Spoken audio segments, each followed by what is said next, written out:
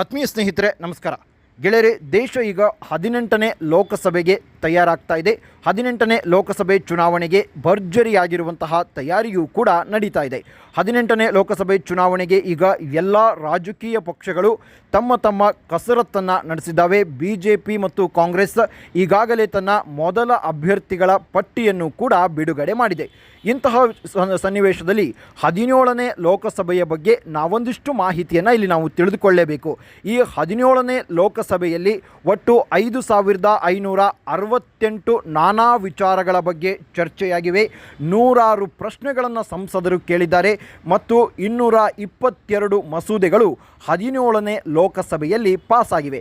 ಸಂಸದರು ತಮ್ಮ ಕ್ಷೇತ್ರಕ್ಕೆ ಬರಬೇಕಾಗಿದ್ದಂತಹ ಒಂದಷ್ಟು ತೆರಿಗೆ ಹಣ ಆಗಿರ್ಬೋದು, ಅಥವಾ ತಮ್ಮ ರಾಜ್ಯಕ್ಕೆ ಬರಬೇಕಾಗಿರುವಂತಹ ತೆರಿಗೆ ಹಣ ಆಗಿರ್ಬೋದು, ಬರ ಪರಿಹಾರ ಆಗಿರ್ಬೋದು, ಈ ತರಹದಲ್ಲಿ ಎಲ್ಲ ರಾಜ್ಯದ ಸಂಸದರು ಕೂಡ ಸಂಸತ್ನಲ್ಲಿ ಧ್ವನಿಯನ್ನು ಎತ್ತಿದ್ದಾರೆ. ಆದರೆ ಗೆಳೆಯರೆ, 9 ಜನ ಸಂಸದರು ಸಂಸತ್ತಿನಲ್ಲಿ ಏನನ್ನೂ ಮಾತಾಡಿಲ್ಲ, ಸುಮ್ಮನೆ ಹೋಗಿ ಕುಳಿತುಕೊಂಡು ವಾಪಸ್ ಬಂದಿದ್ದಾರೆ. ಸಂಸತ್ತಿನಲ್ಲಿ ಹೋದಾ ಪುಟ್ಟ ಬಂದಾ ಪುಟ್ಟ ಅನ್ನುವ ಥರದಲ್ಲಿ 9 ಜನ ಸಂಸದರಿದ್ದಾರೆ ಅನ್ನೋದನ್ನು ನೀವು ನಂಬಲೇಬೇಕು. ಇನ್ನೊಂದು ಹೆಮ್ಮೆಯ ವಿಚಾರ ಏನು ಗೊತ್ತಾ ಗೆಳೆಯರೆ, ಈ 9 ಜನರಲ್ಲಿ 4 ಜನ ನಮ್ಮ ಕರ್ನಾಟಕದವರೇ ಇದ್ದಾರೆ ಗೆಳೆಯರೆ. ಹಾಗಾದರೆ ಗೆಳೆಯರೆ, ಈ 17ನೇ ಲೋಕಸಭೆಯಲ್ಲಿ ಏನನ್ನೂ ಮಾತನಾಡದಂತಹ, ಏನನ್ನೂ ಕೇಳದಂತಹ 9 ಜನ ಮೌನಿ ಬಾಬಾಗಳಲ್ಲಿ 4 ಜನ ಕರ್ನಾಟಕದ ಆ ಮೌನಿ ಬಾಬಾಗಳು ಯಾರು ಅನ್ನೋದರ ಒಂದಷ್ಟು ಮಾಹಿತಿಯನ್ನು ಕೊಡ್ತಾ ಹೋಗ್ತೀನಿ. ಯಾಕೆಂದರೆ 18ನೇ ಲೋಕಸಭಾ ಚುನಾವಣೆಯ ಸಮಯದಲ್ಲಿ ಇಂತಹ ಮಾಹಿತಿಗಳು ಜನರನ್ನು ತಲುಪಬೇಕಾಗತ್ತೆ. ಗೆಳೆಯರೆ, ನಾವು ಇವರಿಗೆ ಓಟು ಕೊಟ್ಟು ನಮ್ಮ ಪವಿತ್ರವಾದಂತಹ ಮತವನ್ನು ಇವರಿಗೆ ಕೊಟ್ಟು ಇವರನ್ನು ದೆಹಲಿಗೆ ಆರಿಸಿ ಕಳಿಸೋದು ಯಾಕೆ?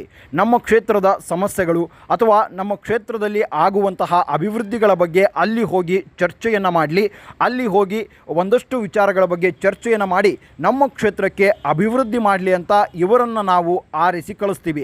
ಇಂಥವರಿಗೆ ನಮ್ಮ ತೆರಿಗೆ ಹಣದಲ್ಲಿ ತಿಂಗಳಿಗೆ ಸುಮಾರು 1.25 ಲಕ್ಷ ಸಂಬಳವೂ ಕೂಡ ಸಿಗುತ್ತೆ. ಅದರ ಜೊತೆಗೆ ಇರೋದಕ್ಕೆ ಮನೆ, ಓಡಾಡೋದಕ್ಕೆ ಕಾರು, ಫ್ರೀ ಫೋನ್ ಬಿಲ್ಲು, ಉಚಿತ ವೈದ್ಯಕೀಯ ಸೌಲಭ್ಯ, ಹೀಗೆ ನಾನಾ ಸೌಲಭ್ಯಗಳು ಕೂಡ ಸಂಸದರಿಗೆ ಸಿಗುತ್ತೆ. ಯಾಕೆ ಇಷ್ಟೆಲ್ಲ ಸೌಲಭ್ಯವನ್ನು ಕೊಡ್ತೀವಿ ಅಂತ ಅಂದರೆ, ನಮ್ಮ ಕ್ಷೇತ್ರದಲ್ಲಿರುವಂತಹ ಸಮಸ್ಯೆಗಳನ್ನು ದೆಹಲಿಯಲ್ಲಿ ಅವರು ಮಾತನಾಡಿ ಅದಕ್ಕೆ ಒಂದಷ್ಟು ಪರಿಹಾರವನ್ನು ತಂದುಕೊಡಲಿ ಅಂತ. ಆದರೆ 9 ಜನ ಸಂಸದರು ಅಲ್ಲಿ ಹೋಗಿ ಏನನ್ನೂ ಮಾತನಾಡಿಲ್ಲ. ಎಲ್ಲ ಸಂಸದರು ಹೀಗೆ ಅಂತ ಅಲ್ಲ, ಒಂದಷ್ಟು ಜನ ಸಂಸದರಿದ್ದಾರೆ, ಬಾಯಿ ಬಿಟ್ಟರೆ ಬರೀ ಮಾತು ಮಾತು ಮಾತು, ಆದರೆ ಕೆಲಸದ ಬಗ್ಗೆ ಕೇಳಬೇಡಿ. ಮಾತಾಡಲಿಕ್ಕೆ ಹೇಳಿ ಅದ್ಭುತವಾಗಿ ಮಾತನಾಡ್ತಾರೆ, ಪುಂಖಾನುಪುಂಖವಾಗಿ ಮಾತನಾಡ್ತಾರೆ. ಇಂಥವರ ನಡುವೆ 9 ಜನರು ಏನನ್ನೂ ಮಾತನಾಡಿಲ್ಲ ಅಂದರೆ ನೀವು ನಂಬಲೇಬೇಕು ಗೆಳೆಯರೆ. ಅದರಲ್ಲಿ 4 ಜನ ನಮ್ಮ ಕರ್ನಾಟಕದವರಿದ್ದಾರೆ. ಅವರು ಯಾರು ಅನ್ನೋದನ್ನು ಹೇಳ್ತಾ ಹೋಗ್ತೀನಿ. ಮೊದಲನೇದಾಗಿ ನಮ್ಮ ಚಿಕ್ಕಬಳ್ಳಾಪುರ ಕ್ಷೇತ್ರದ ಸಂಸದರಾಗಿರುವಂತಹ BN ಬಚ್ಚೇಗೌಡ ಅವರು. BN ಬಚ್ಚೇಗೌಡ ಅವರೇನು ಸಂಸತ್ತಿಗೆ ಹೊಸಬರೇನಲ್ಲ, ಕರ್ನಾಟಕದ ಹಿರಿಯ ರಾಜಕಾರಣಿಗಳಲ್ಲಿ ಕೂಡ ಒಬ್ಬರು. BN ಬಚ್ಚೇಗೌಡ ಅವರು 1978, 1985, 1993 ಹೀಗೆ ಕರ್ನಾಟಕದ ವಿಧಾನಸಭೆಗೆ ಆಯ್ಕೆಯಾಗಿದ್ದರು. ಆನಂತರ 2014ರಲ್ಲಿ ಲೋಕಸಭೆಯಲ್ಲಿ ಸೋತಿದ್ದಂತಹ BN ಬಚ್ಚೇಗೌಡರು 2019ಕ್ಕೆ ಸಂಸದರಾಗಿ ದೆಹಲಿಗೆ ಹೋದರು. ಸಂಸದರಾಗಿ ದೆಹಲಿಗೆ ಹೋಗಿ ಅಲ್ಲಿ ಅವ್ರು ಏನು ಮಾಡಿದ್ರು ದೇವರಾಣಿಗೂ ಗೊತ್ತಿಲ್ಲ ಗೆಳೆಯರೆ. ಅವ್ರು ಏನು ಮಾಡಿದ್ದಾರೆ ಅಂತ ದೇವರಿಗೆ ಗೊತ್ತಾಗಬೇಕೇನೋ. ಸಂಸದರಾಗಿ ದೆಹಲಿಗೆ ಹೋದಂತಹ BN ಬಚ್ಚೇಗೌಡರು ಈ 5 ವರ್ಷಗಳ ಕಾಲ ಏನನ್ನೂ ಮಾತನಾಡಿಲ್ಲ, ಯಾವುದರ ಬಗ್ಗೆಯೂ ಕೂಡ ಚರ್ಚೆ ಮಾಡಿಲ್ಲ, ಯಾವುದಕ್ಕೂ ಕೂಡ ಧ್ವನಿ ಎತ್ತಿಲ್ಲ. ಸುಮ್ಮನೆ ಇಲ್ಲಿಂದ ಫ್ಲೈಟ್ ಹತ್ಕೊಂಡು ದೆಹಲಿಗೆ ಹೋಗಿ ಸಂಸತ್ನಲ್ಲಿ AC ರೂಮಲ್ಲಿ ಆರಾಮಾಗಿ ಕುಳಿತುಕೊಂಡು ವಾಪಸ್ ಬಂದಿದ್ದಾರೆ. ಈ 5 ವರ್ಷಗಳಲ್ಲಿ ಏನನ್ನೂ ಮಾತನಾಡದಂತಹ ಕರ್ನಾಟಕದ ಸಂಸದರಲ್ಲಿ BN ಬಚ್ಚೇಗೌಡ ಕೂಡ ಒಬ್ಬರು. ಆನಂತರ ಗೆಳೆಯರೆ, ಇವರ ಹೆಸರು ಕೇಳಿಬಿಟ್ರೆ ನಿಜಕ್ಕೂ ನಮಗೆ ಶಾಕ್ ಆಗುತ್ತೆ. ಇವರು ಏನು ಮಾತಾಡೇ ಇಲ್ವಾ ಅಂತ. ಅವರೇ ಬೇರೆ ಯಾರು ಅಲ್ಲ, ಅನಂತಕುಮಾರ ಹೆಗಡೆ ಅವರು. ಅನಂತಕುಮಾರ ಹೆಗಡೆ ಅವರು ಬಾಯಿ ಬಿಟ್ಟರೆ ಬರೀ ವಿವಾದಾತ್ಮಕ ಹೇಳಿಕೆಗಳು. ಅನಂತಕುಮಾರ ಹೆಗಡೆ ಅಂದರೆ ಹಿಂದೂ ಫೈರ್ ಬ್ರ್ಯಾಂಡು, ಹಾಗೆ ಹೀಗೆ ಅಂತ ಜನಗಳಿಂದ ಅವರು ಕರೆಸ್ಕೊಳ್ತಾರೆ. ಮಾತು ಆಡೋಕ್ಕೆ ಶುರು ಮಾಡಿದ್ರೆ ಅವ್ರು ಏನು ಮಾತನಾಡ್ತಾರೆ ಅನ್ನೋದು ಅವರಿಗೇ ಗೊತ್ತಿಲ್ಲ. ಇಲ್ಲಿ ಬಂದು ತುಂಬ ಅಂದರೆ ತುಂಬ ಮಾತನಾಡೋದು ಮತ್ತು ಇಲ್ಲಿ ಬಂದು ಇನ್ನೊಬ್ಬರನ್ನ ಹೀಯಾಳಿಸೋದು, ಈ ತರಹ ಮಾತನಾಡುವಂತಹ, ಇಲ್ಲಿ ಗರ್ಜನೆ ಮಾಡುವಂತಹ ಅನಂತಕುಮಾರ್ ಹೆಗಡೆ ಅವರು ಎಲ್ಲಿ ಮಾತನಾಡಬೇಕೋ ಅಲ್ಲಿ ಅವರು ಮಾತನಾಡೇ ಇಲ್ಲ.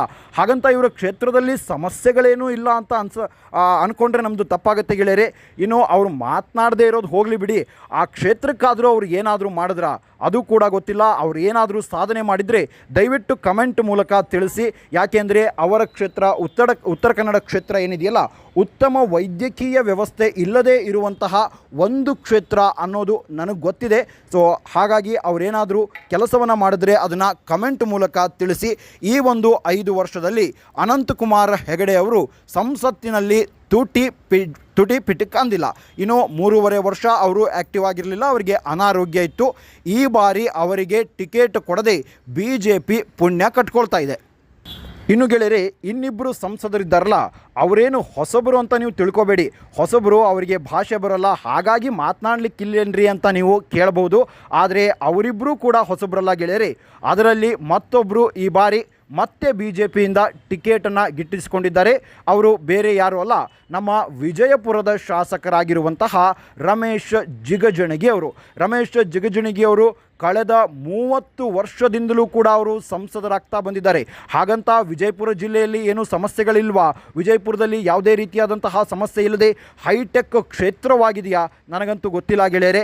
ವಿಜಯಪುರದ ಜನರು ನೀವು ಕಮೆಂಟ್ ಮೂಲಕ ತಿಳಿಸಿ. ಹಾಗಂತ ಅವರು ಕ್ಷೇತ್ರಕ್ಕೇನಾದರೂ ತಂದಿದ್ದಾರಾ ಅಂದರೆ ಮಾತು ಬೆಳ್ಳಿ ಮೌನ ಬಂಗಾರ ಅನ್ನುವಂತಹ ನಡೆಯನ್ನು ಅನುಸರಿಸಿ ಕೆಲಸದ ಮುಖಾಂತರ ಅವರೇನಾದರೂ ತೋರಿಸಿದಾರಾ?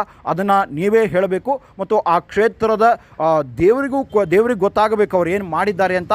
ರಮೇಶ್ ಜಿಗಜಿಣಗಿ ಅವರು ಕೂಡ ಈ 5 ವರ್ಷದಲ್ಲಿ ಒಂದೇ ಒಂದು ಬಾರಿಯೂ ಕೂಡ ಸಂಸತ್ತಿನಲ್ಲಿ ಧ್ವನಿ ಎತ್ತಿಲ್ಲ ಗೆಳೆಯರೆ. ಇನ್ನು ಕರ್ನಾಟಕದ ಮೌನಿ ಬಾಬಾಗಳ ಸಂಸದರ ಪಟ್ಟಿಯಲ್ಲಿ ಕೊನೆಯದಾಗಿರುವವರು ಚಾಮರಾಜನಗರದ ಸಂಸದರಾಗಿರುವಂತಹ ಶ್ರೀನಿವಾಸ್ ಪ್ರಸಾದ್ ಅವರು. ಶ್ರೀನಿವಾಸ್ ಪ್ರಸಾದ್ ಅವರು ರಾಜ್ಯದ ಹಿರಿಯ ರಾಜಕಾರಣಿಗಳು. ಅನೇಕ ಬಾರಿ ಅವರು ವಿಧಾನಸಭೆಗೆ ಆರಿಸಿ ಬಂದಿದ್ದಾರೆ. ಹಾಗಿದ್ದರೂ ಕೂಡ ಅವರು ಸಂಸತ್ತಿನಲ್ಲಿ ಒಂದೇ ಒಂದು ಮಾತನ್ನು ಕೂಡ ಮಾತನಾಡಿಲ್ಲ ಗೆಳೆಯರೆ. ಈ 4 ಜನರ ಪೈಕಿ 3 ಜನ ಅಟ್ಲೀಸ್ಟ್ ಲಿಖಿತ ಪ್ರಶ್ನೆಯನ್ನಾದರೂ ಕೇಳಿದ್ದಾರೆ. ಆದರೆ ನಮ್ಮ ಜಿಗಜಿಣಗಿ ಕಾಕ ಲಿಖಿತ ಪ್ರಶ್ನೆಯನ್ನು ಕೇಳುವ ತ್ರಾಸು ಕೂಡ ತಗೊಂಡಿಲ್ಲರಿ ಅವರು. ಅವರು ಕೊಡುವಂತಹ ರೀಸನ್ ಏನು ಅಂದರೆ, ಈ ಒಂದು 17ನೇ ಲೋಕಸಭೆಯ 5 ವರ್ಷದಲ್ಲಿ ಬಹುತೇಕವಾಗಿ ನಾನು ಅನಾರೋಗ್ಯವಾಗಿದ್ದೆ, ಹಾಗಾಗಿ ನನಗೆ ದೆಹಲಿಗೆ ಹೋಗೋಕ್ಕಾಗಿಲ್ಲ, ನನಗೆ ಮಾತನಾಡೋದಕ್ಕೆ ಆಗಿಲ್ಲ ಅಂತ ಲಿಖಿತ ಪ್ರಶ್ನೆಯನ್ನೂ ಕೇಳದಂತಹ ಸಂಸದರಿಗೆ ಮತ್ತೆ ಈ ಬಾರಿ BJP ಮಣೆ ಹಾಕಿದೆ ಗೆಳೆಯರೆ. ಈ ಬಾರಿ ಅಲ್ಲಿ ಏನಾಗುತ್ತೋ ಅನ್ನೋದು ಗೊತ್ತಿಲ್ಲ ಗೆಳೆಯರೆ. ಈ ರಾಜಕಾರಣಿಗಳು ಮೈಕ್ ಸಿಕ್ಕರೆ ಸಾಕು ಬಾಯಿಗೆ ಬಂದ ಹಾಗೆ ಮಾತನಾಡ್ತಾರೆ. ಮಾತಲ್ಲೇ ಮನೆಯನ್ನು ಕಟ್ತಾರೆ, ಮಾತಲ್ಲೇ ಅರಮನೆಯನ್ನು ಕಟ್ತಾರೆ, ಮಾತಲ್ಲೇ ಪ್ರಜೆಗಳನ್ನು ರಾಜರನ್ನಾಗಿಯೂ ಕೂಡ ಮಾಡ್ತಾರೆ.